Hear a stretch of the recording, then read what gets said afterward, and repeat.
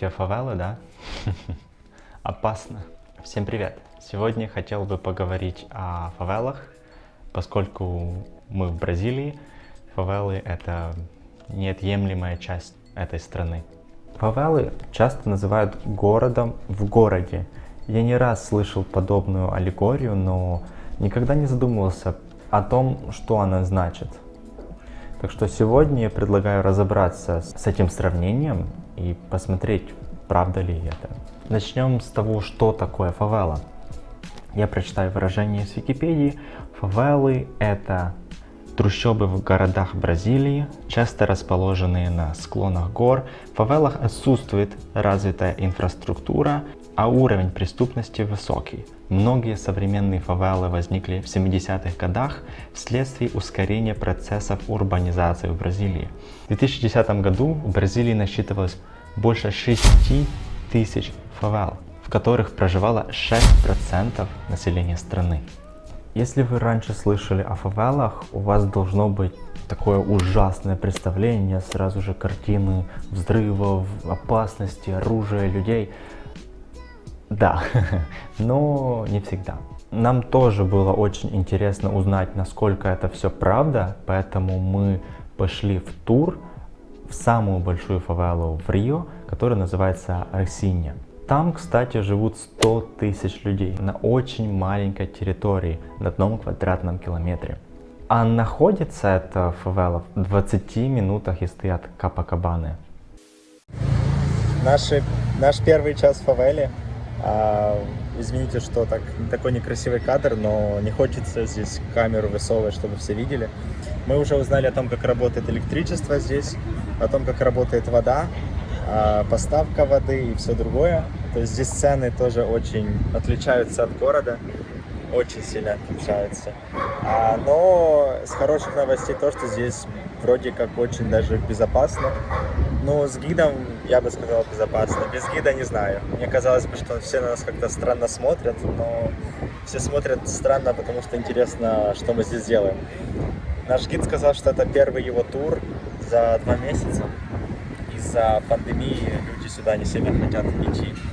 И, кстати, маски здесь почти никто не носит. Ну, я как носит, намного меньше людей даже в маршрутке и в помещении, в ресторане меньше людей носят маски. Поэтому мы можем отдохнуть от этого.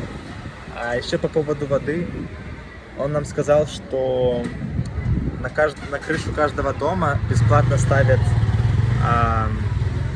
такой бак, такую бочку, бак воды.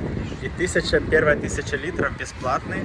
Если ты хочешь больше воды, то нужно платить деньги. Ну, это где-то $5 за 1000 литров. А 1000 литров уже бесплатно. Он нам рассказал, как он принимает душ, как он экономит воду, сколько литров воды ему нужно. 1000 литров в неделю. Вот. Еще электричество здесь, такие вот хаотические провода. Перемещаются по фавеле все на мотоциклах, потому что это удобнее, дороги там узкие и не нужно стоять в пробке. Общественный транспорт там есть, 1 или 2 автобуса, но удобнее и дешевле перемещаться на мотоцикле. По цене это где-то 5 реалов, насколько я помню, то есть $1 в любую часть фавелы. Ты говоришь, я хочу поехать на улицу рядом с пиццерией, и вот так вот. Все знают, где это находится, поскольку зона не очень большая, а названий улиц там не очень много. Дорог там всего несколько. На этом видео с воздуха можно увидеть только одну привычную нам дорогу, а все остальные улицы — это узкие коридоры между домами. Когда ты проходишь, ты можешь увидеть чью-то квартиру, спальню, кухню или даже случайно зайти в дом. Так что фавела больше напоминает громкий спальный район без привычных нам заборов, этой социальной дистанции. Все буквально на головах друг у друга. Ну да, здесь очень так тесно. Здесь чей-то дом, ты можешь просто заглянуть в чьё-то окно. Вау, такие узкие улицы. Запах, конечно, здесь иногда не очень. Ага. system underground.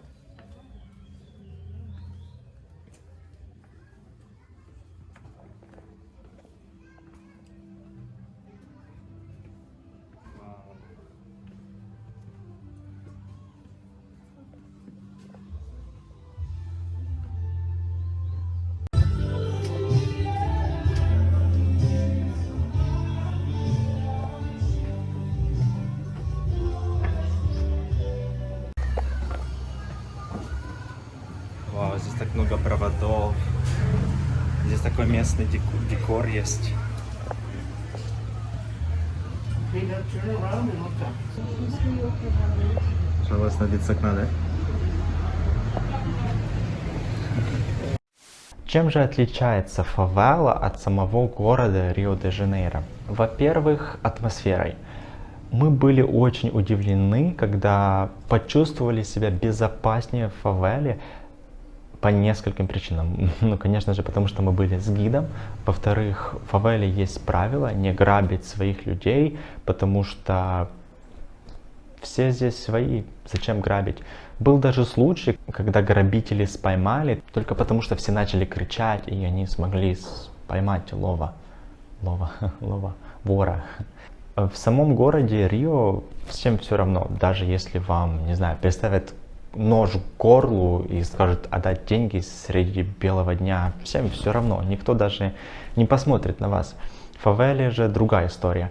Еще было интересно узнать, что подлым считается украсть чужой телефон, поскольку это не просто средство связи или развлечения, это может быть чья-то работа. То есть люди работают в службе доставки или в Uber, поэтому это неотъемлемая часть их рабочего процесса. I show it to you because there are tour guides that come in here that are not from here, and they say, "Oh, the people in the favelas, they steal everything. They don't pay electricity." You know, but this is, I'm not going to open it totally because it's not mine, but... Еще очень важно правильно выбрать гида, правильно выбрать тур и гида. Нашего гида все знали в фавеле, и поэтому он останавливался для того, чтобы поговорить с людьми каждые 7 минут, обменяться любезностями и продолжить наш тур. У него была своя фишка, каждый раз, когда кто-то говорил «Россиня», в ответ он мяукал.